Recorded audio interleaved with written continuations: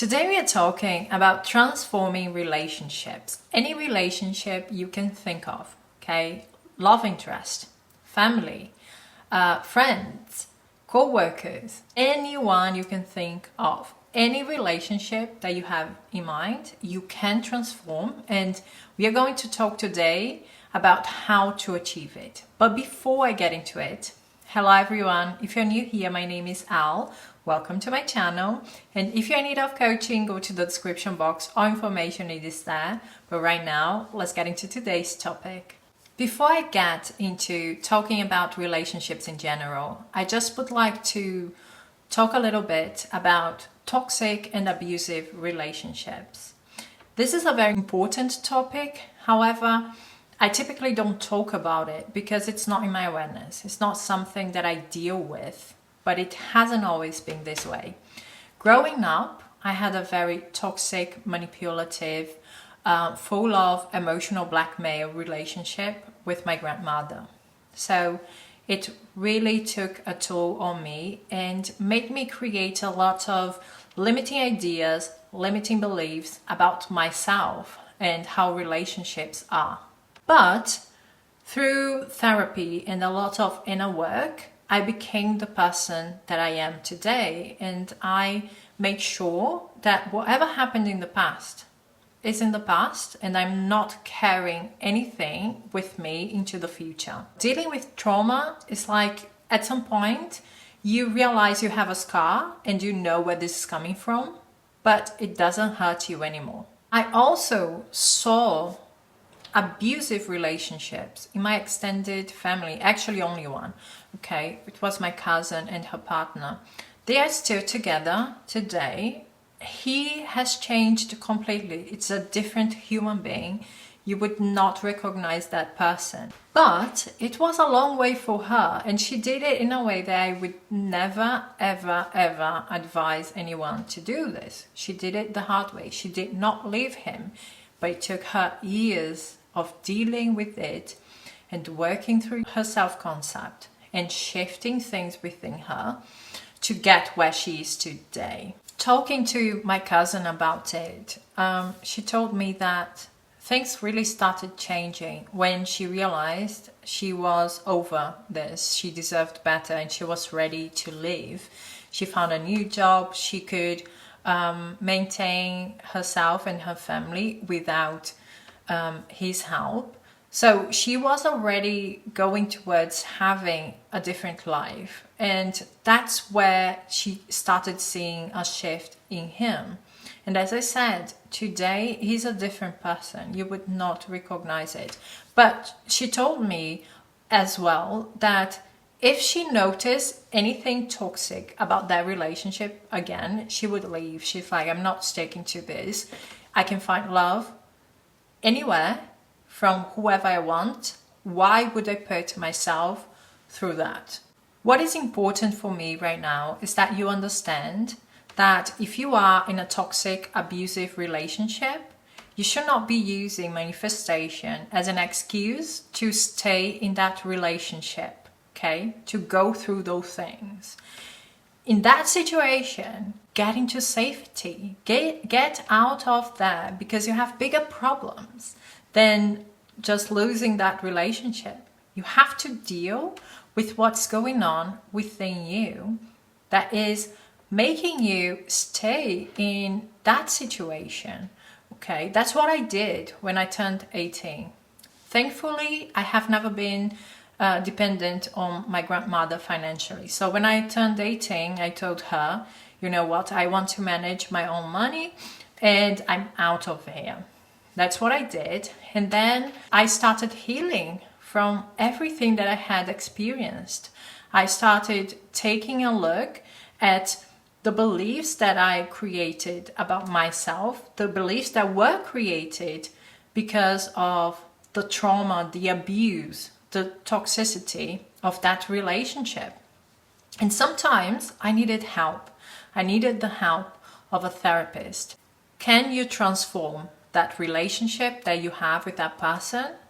Absolutely. My cousin did it, and in her situation, her partner had PTSD, and there were lawyers involved. The police was involved in that situation. If she could change that, anyone can. But it takes a lot of work in self-concept. And I would never advise anyone to do that while in the relationship with that person. Because part of this is you realizing your value, your worth, and how would you feel that you are your priority, that you are the most important person in your reality, and still put yourself through that. I think the most important thing is you finding safety and working through the things, the beliefs that were created in that relationship about who you are and about who your partner is, or partner in general, okay? And in many situations, when you work on your self-concept, you decide to move on. You don't feel like you are losing anything or leaving anyone behind. You have just outgrown that experience and you don't want to stay in that situation dealing with that person anymore. And it's totally fine, because your desire depends also on your state of consciousness. If you are in a lower state of consciousness, you're going to desire some things. When you are in a higher state of consciousness, your desires change. If you are right now broke and you want money and you desire money, when you achieve the money that you feel comfortable with, you are not going to continue desiring money, because money is normal for you. So things change, but it's important to achieve that change so you can heal.